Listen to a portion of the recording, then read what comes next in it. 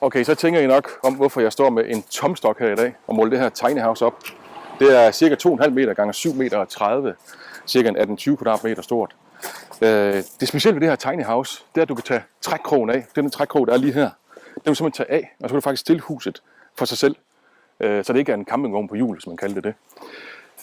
Hvordan pladsen er derinde, det er jeg lidt spændt på, for det er kun 18-20 kvadratmeter, som jeg sagde før. Hvordan det er, det skal vi se lige om lidt. Men vi skal lige snakke med Flemming først om, hvordan han egentlig har fået ideen til det her projekt. Goddag Flemming. Hej Torge, velkommen til. Dejligt at se dig. Og lige måde, langt om længe. Langt om længe. Ja. Det har taget noget tid. Det må man sige. Yes. Jeg bliver nødt til, hvordan er du egentlig kommet? Jeg bliver nødt til at få at vide, hvordan du kom ind i den her tiny house verden. Ja, for det første så har jeg et byggefirma. Ja. Og jeg interesserer mig for byggeri, og vi sælger huse, både små og store huse og alting. Derudover er jeg medejer af noget, der hedder Ledestjernen STU nede i Haslev, hvor vi har nogle gode unge mennesker, der går i vores STU. Det står for særligt tilrettelagt uddannelse. Ja. Og så har vi nogle botilbud, hvor de bor, og vi har nogle små huse, hvor de bor. Når så de bliver sådan lidt mere selvkørende, så de ikke behøves at bo et sted, hvor vi kommer og holder øje med dem hele tiden og hjælper dem med de forskellige daglige gøremål, så er det planen, at de skal flytte ind i sådan nogle små hus. Ja. Så derfor har jeg været rundt i mange forskellige lande for at finde nogle gode, flotte hus, ja. Og så fandt vi det her. Ja. En god fabrik, vi har nede i Polen. Ja. Og de laver en super flot hus. Ja, det synes jeg da. Jeg synes, kvaliteten den er rigtig god. Ja. Når vi sådan lige kigger nærmere på det her tiny house, ja. Så er det jo ikke et beboelseshus. Nej, det er det ikke. Nej. Det er noget, man kan bruge som noget ekstra bolig på en eller anden måde om sommeren, og man kan også have det stående, og man kan bo i det, hvis man vil. Ja. Hvis man må have en campingvogn holdende. Det er noget med det at gøre. Det er en campingvogn på hjul, den har nummerplader. Ja. Og hvis man må have en campingvogn holdende på sin grund, så må man også have den der holdende, for det er en campingvogn. Okay. Det er meget vigtigt lige at prioritere den der, få den pointe. Det er ikke bygget efter bygningsregler. Det er en campingvogn. Yes. Så hvis man må have en campingvogn holdende, så må den holde der. Ja. Det er reglerne.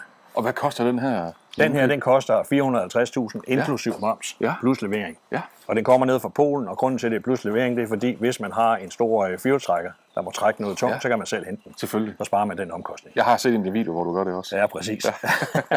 Skal vi ind og kigge herinde? Ja, lad os gøre det. Det synes jeg. Og hvor mange kvadratmeter er det her? Den er lige små 20 kvadratmeter i grundplan. Ja. Og så er der 2 hemse. Der er en master bedroom hems, og så er der en lille gæstehems. Ja. Og vi har en sovesofa.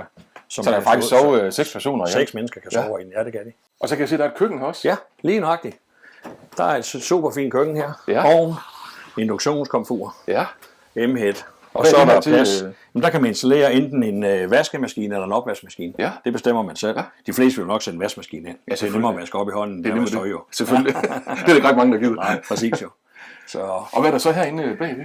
Der har vi noget vandtank, varmvandsbeholderen og så sikring, og så har man noget tøjskab. Ja. Så der er god plads. Der er mange opbevaringsmuligheder med alle de der dejlige skab, der er, som man har lavet trappe af. Det er sådan helt genialt. Ja. Når man så har lavet mad, så kan man lige skubbe det nederste trin ind på trappen her, og et bord ud, og så kan man faktisk godt sidde 4 personer her, uden nogen problemer, og sidde og spise. Nu skal vi ind og kigge på badeværelset også. Og så er der simpelthen et rigtigt badeværelse herinde. Ikke en af de der små københavner, skulle jeg til at sige, toiletter, hvor man sidder på toilettet og går i bad samtidig. Der er rigelig plads herinde.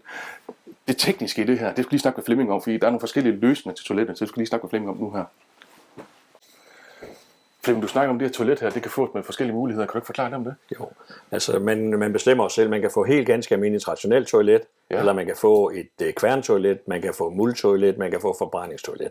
Altså alle vogne bliver bygget individuelt, så alt hvad man ønsker at tilvalge, det kan man få. Man kan også få en lille brændeovn, man kan få solceller på taget og batteri. Man kan lave den off-grid, man kan få vandtanke. Altså det er bare fantasien, der sætter grænser. Der er alle mulige muligheder. Alt er muligt. Det der forbrændingstoilet, det har jeg aldrig hørt om før. Du skal prøve at google det. Altså det er helt simpelt. Der er bøgemændene ryger ned i sådan en lille pose, og så bliver der sat ild i den, og så forsvinder det bare helt fuldstændig.